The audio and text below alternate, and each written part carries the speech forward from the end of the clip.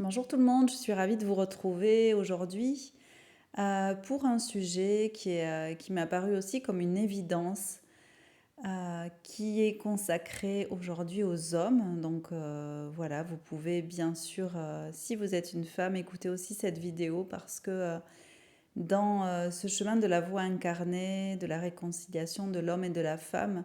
je crois qu'il est important, voilà, que chacun, on se comprenne, on conscientise de plus en plus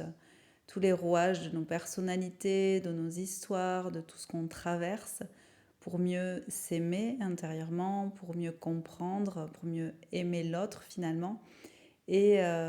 continuer sur cette voie de l'unité, de l'union. Alors aujourd'hui, le thème que j'avais envie d'aborder, c'était du masculin abusé au masculin puissant. Tout simplement parce que j'ai vu énormément d'hommes lors de mes accompagnements, de mes stages, tout autour de moi, hein, pas seulement dans mon activité professionnelle, mais de plus en plus pouvoir à un moment donné témoigner du fait que eux aussi ont pu être abusés, traumatisés.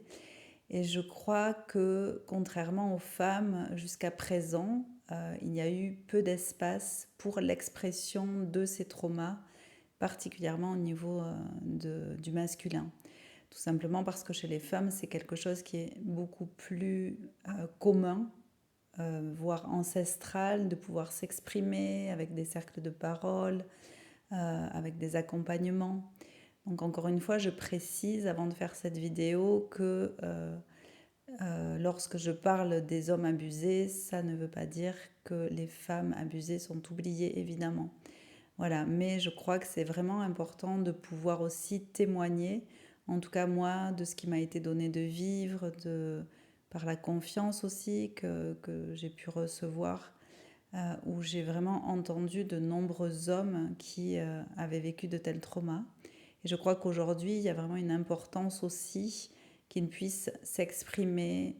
révéler, conscientiser ce qui leur est arrivé. Parce que, eh bien, malheureusement, ça n'est pas que les femmes qui sont victimes d'abus. Et en tout cas, dans ce que j'ai perçu, les hommes le sont d'autant plus. D'autant plus que ça n'a pas été véritablement jusqu'à présent exprimé, ça n'a pas été révélé, parce que les hommes ont dû se taire, ils ont dû se cacher, ils ont dû tenir, ils devaient être forts, ne pas pleurer, ne pas manifester trop leur colère, ne pas faire trop de bruit.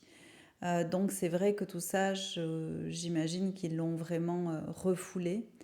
et peut-être caché dans les tréfonds de leur âme, de leur corps, de leur cœur, jusqu'à ce que finalement ça les désaxe de leur vérité, ça les trouble, ça vienne perturber aussi leur relation, quelle qu'elle soit, que ce soit leur relation affective, mais aussi ça peut aller jusqu'à les relations professionnelles, toutes les relations amicales, évidemment. Donc il y a véritablement un chemin aussi de pardon à soi, de rédemption, d'écoute de soi, de compréhension, de non-jugement de l'expérience. Et vraiment d'aller pouvoir exprimer, déposer, de ne pas rester seul avec cela. Et c'est aussi pour ça que je fais cette vidéo, pour vraiment encourager les hommes qui se reconnaîtront à pouvoir aller se faire aider, à témoigner, pour peut-être ouvrir la voie à d'autres hommes, parce que c'est comme ça que la conscience de la révélation, du fait de pouvoir porter sa voix se crée, et que les traumas peuvent se décréer, se sublimer, être transformés en force, en lumière. Et il y a véritablement cette voie aussi de l'unité qui pousse à pouvoir aller reconnaître ce qui nous est arrivé. Et les hommes particulièrement n'ont pas toujours cet espace-là. Même si il y a de plus en plus de cercles de parole et de stages dédiés aux hommes. Et pour ma part, je trouve ça vraiment magnifique. Moi, j'encourage vraiment ces hommes à pouvoir témoigner. Parce que ceux qui oseront faire ce pas, même si c'est vraiment sans doute quelque chose d'éprouvant, de difficile, puisqu'on leur a peut-être jamais tendu la main dans ce sens-là, eh bien, ils vont véritablement ouvrir la voie. En tout cas, il y a il y a ce sujet qui revient de plus en plus, hein, évidemment par de nombreux scandales, mais bien sûr, moi, l'objectif, ça n'est en aucun cas de parler de tous ces scandales, c'est plutôt de parler de tout ce que ça peut venir déclencher chez un homme qui a été abusé ou en tout cas qui a pu être aussi soumis,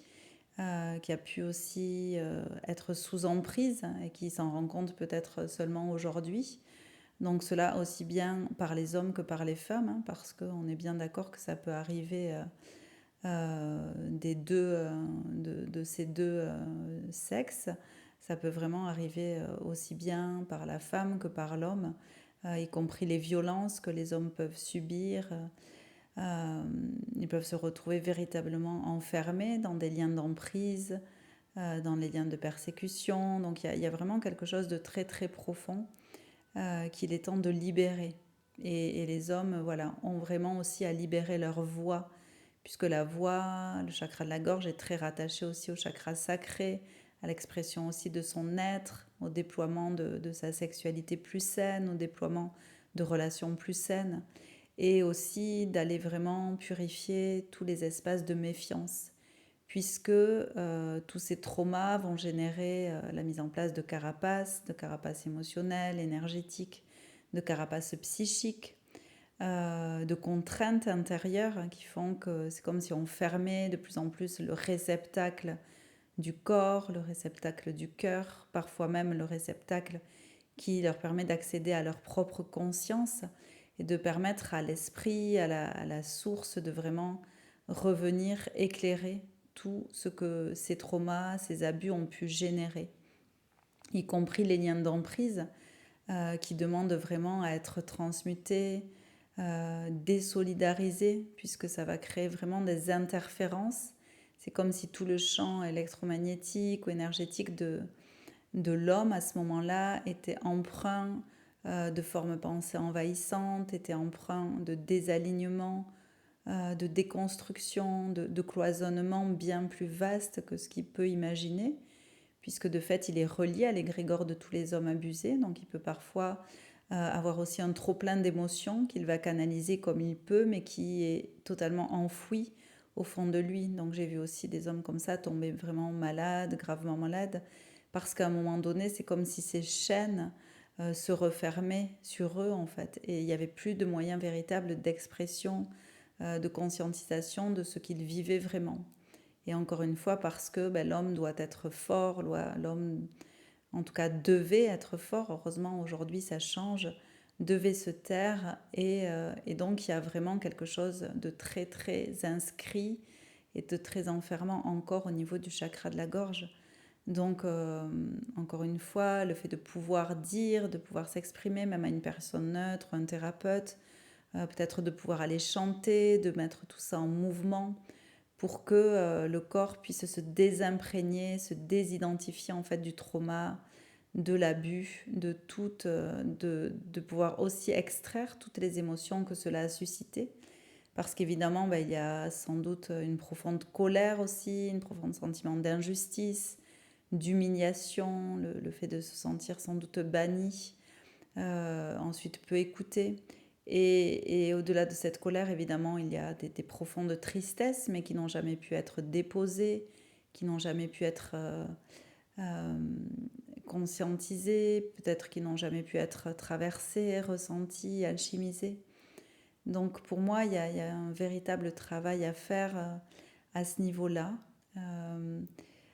et notamment aussi au niveau de tout ce qui est du relationnel, parce que ce genre de situation peut engendrer énormément de méfiance, que ce soit dans la relation envers la femme, envers l'homme, évidemment en fonction de la personne qui aurait pu commettre ce genre d'acte sur eux, mais donc forcément de la difficulté à se reconstruire, que ce soit à prendre sa place au niveau professionnel, à la tenir sur du long terme, que ce soit à investir véritablement des relations qui lui tiennent à cœur, dans le couple, dans la sexualité. Voilà, il y a plein d'espaces dans ces hommes-là qui demandent vraiment à être entendus, qui demandent à être accueillis aussi, Et vraiment, je dirais que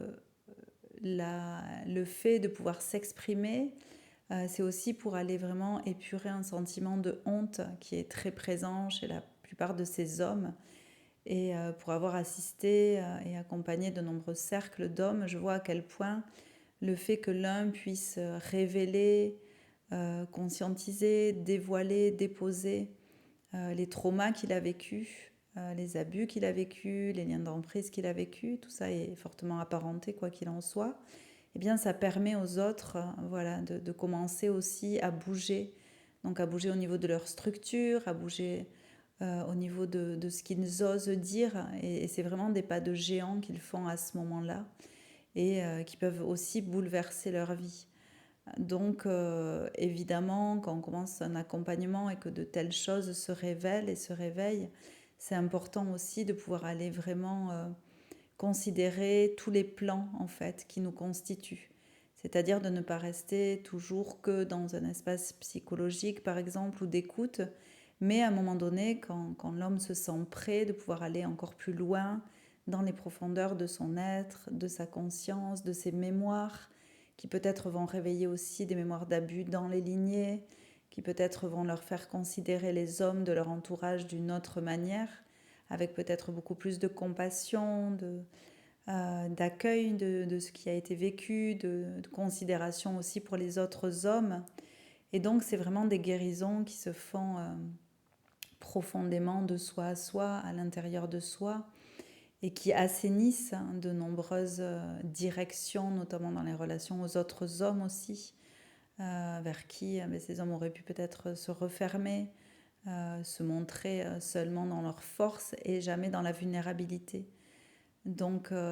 c'est très beau aussi de pouvoir voir et assister à l'émergence de la vulnérabilité et surtout de l'acceptation de la vulnérabilité chez l'homme. Parce que la plupart, lorsqu'ils accueillent leur vulnérabilité, souvent ils peuvent se poser aussi vraiment des questions sur l'homosexualité, sur le fait qu'ils vont peut-être être considérés comme un homme faible. Donc voilà, tout ça, c'est vraiment à réajuster, des réajustements permanents. Donc c'est vraiment un sujet très vaste sur lequel on pourrait débattre des heures, mais ça,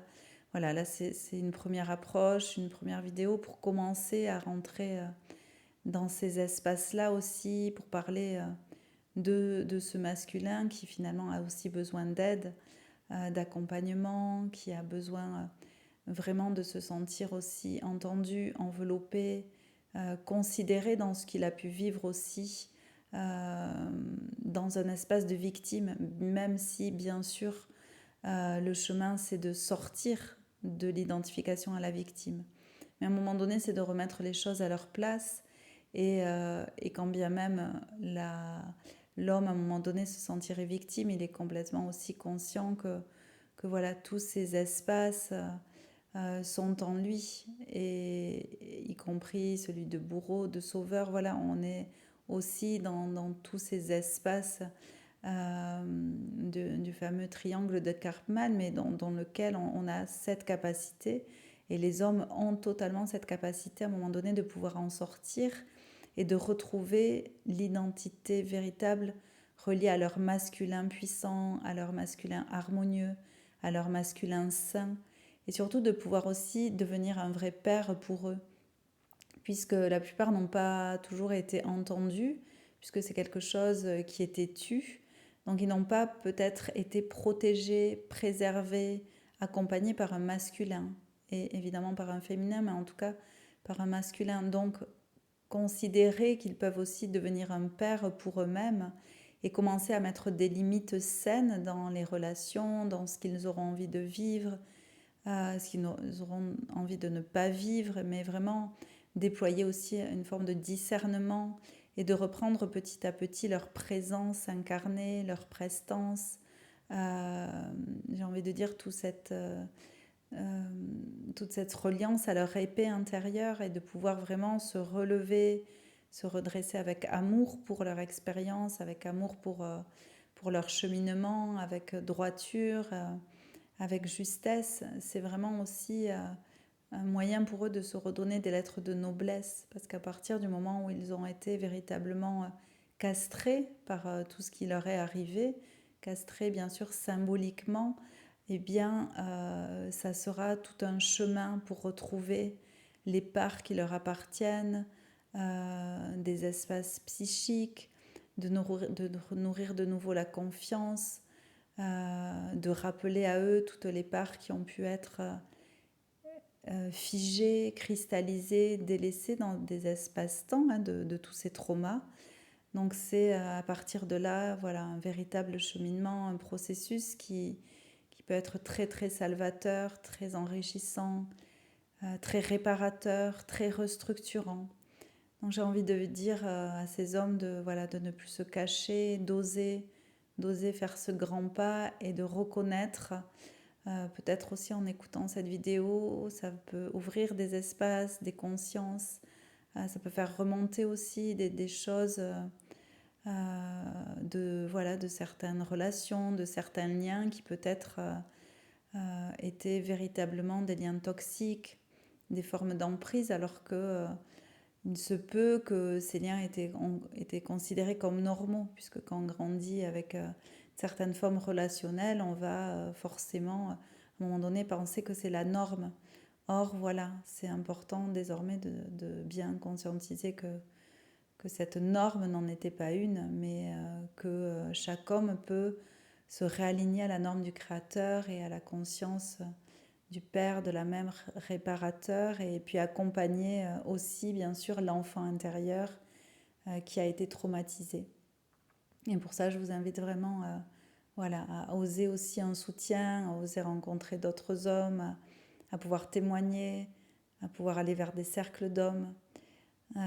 Donc voilà, en tout cas, c'est une première approche et je vous souhaite de tout cœur de pouvoir vous offrir un chemin de réconciliation, de réparation, de pardon à soi-même avant tout et d'alchimisation. Voilà, en tout cas, si vous avez le moindre questionnement, que vous avez besoin d'évoquer tout cela de manière personnelle, individuelle, ou peut-être que vous êtes déjà attiré et que vous vous sentez prêt pour du collectif, je vous invite vraiment, si vous sentez l'appel, à me contacter. J'offre toujours voilà, une demi-heure de rencontre aussi individuelle pour prendre un premier contact et puis voir si dans les propositions que j'offre autour de ces thèmes du masculin sacré, vous pouvez vous sentir appelé, voilà, notamment lors d'un prochain séjour spécifique voilà, pour le masculin sacré et pour aller vraiment vers cette alchimisation. Je vous remercie beaucoup, je vous dis à très bientôt et puis n'hésitez pas à transmettre les vidéos si le cœur vous en dit pour soutenir voilà, le déploiement de cette parole qui vous accompagne. Un grand merci, à très bientôt et plein d'amour à chacun et à chacune. Merci, au revoir.